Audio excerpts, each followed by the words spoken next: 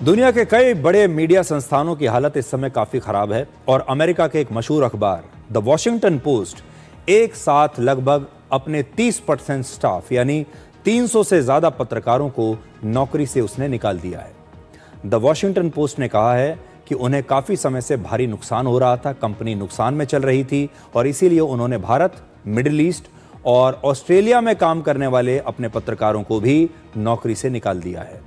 सबसे चौंकाने वाली बात यह है कि यूक्रेन युद्ध में युद्ध मोर्चे पर काम कर रहे एक संवाददाता को भी उन्होंने निकाल दिया और इस अखबार में काम करने वाले कई पत्रकारों और संपादकों ने इसे अमेरिकी पत्रकारिता के सबसे काले दिनों में से एक बताया है। यह मामला सिर्फ एक प्राइवेट कंपनी में कुछ लोगों की नौकरियों के चले जाने का नहीं है। जब भी कोई बड़ा अंतर्राष्ट्रीय मीडिया संस्थान इस तरह से बेरहमी से पत्रकारों को निकालता है तो उससे पत्रकारिता और मीडिया की स्वतंत्रता कमजोर होती है। जब भी कोई बड़ा अखबार या कोई बड़ा न्यूज़ चैनल अपनी टीम को छोटा करता है सिर्फ इसलिए क्योंकि उसे अपने घाटे को कम करना है तो उससे ग्लोबल इंफॉर्मेशन इकोसिस्टम कमजोर होता है। हम यहाँ पर यह नहीं कह रहे कि वॉशिंगटन पोस्ट जो खबरें छापता था वो सारी खबरें सही ही होती थी और मेरा पर्सनली ये मानना है कि बहुत सारी खबरें वॉशिंगटन पोस्ट ऐसी छापता था जो कि भारत को अक्सर बदनाम करती थी और हम उससे एग्री भी नहीं करते।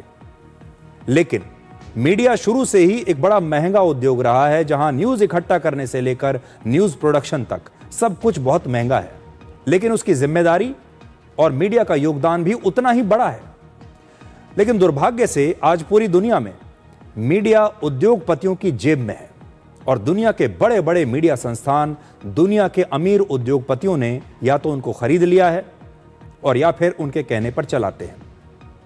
और ये जो बड़े बड़े उद्योगपति हैं ये बड़े बड़े न्यूज़ चैनल्स को खरीद लेते हैं, अखबारों को खरीद लेते हैं, मीडिया संस्थानों को खरीद लेते हैं, लेकिन उनके लिए ये सिर्फ एक व्यापार है जिसमें अंतर्राष्ट्रीय और सामाजिक योगदान से ज़्यादा बैलेंस शीट मायने रखती है, प्रॉफिट और लॉस ज़्यादा मायने रखता है।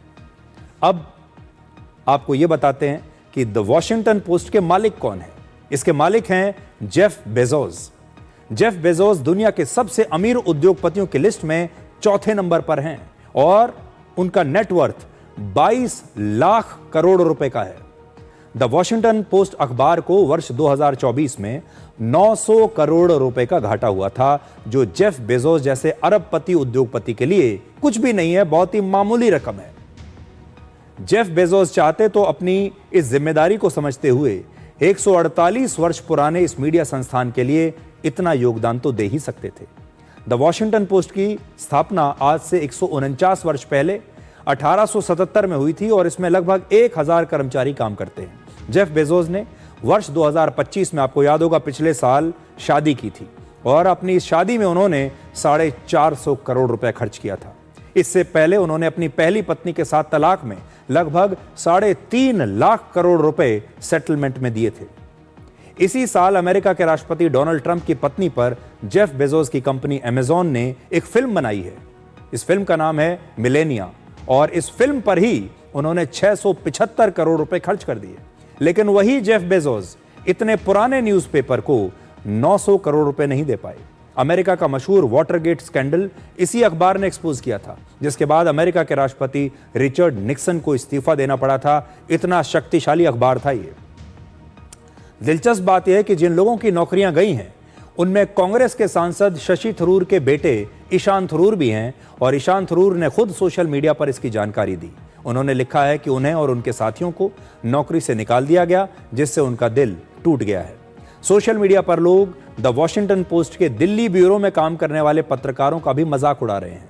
लोग कह रहे हैं कि इन पत्रकारों ने हाल के वर्षों में न जाने कितनी भारत विरोधी खबरें छापी, भारत का नाम खराब करने वाली न जाने कितनी खबरें छापी, लेकिन इसके बावजूद वो अपनी नौकरी नहीं बचा पाए। इस समय दुनिया भर के मीडिया संस्थान अपना खर्च कम करने के लिए पत्रकारों को निकाल रहे हैं और आर्टिफिशियल इंटेलिजेंस से काम करवा रहे हैं। द वॉशिंगटन पोस्ट ने भी हाल ही में एक पॉडकास्ट लॉन्च किया था जो पूरी तरीके से AI जनरेटेड था, लेकिन बहुत जल्द दर्शकों ने उसके डेटा में गलतियां निकालनी शुरू कर दी और विरोध होने के बाद इसे बंद कर दिया गया। अब एक छोटा सा ब्रेक और ब्रेक के बाद डिकोड जिंदगी में आपको दिखाएंगे आज का विचार।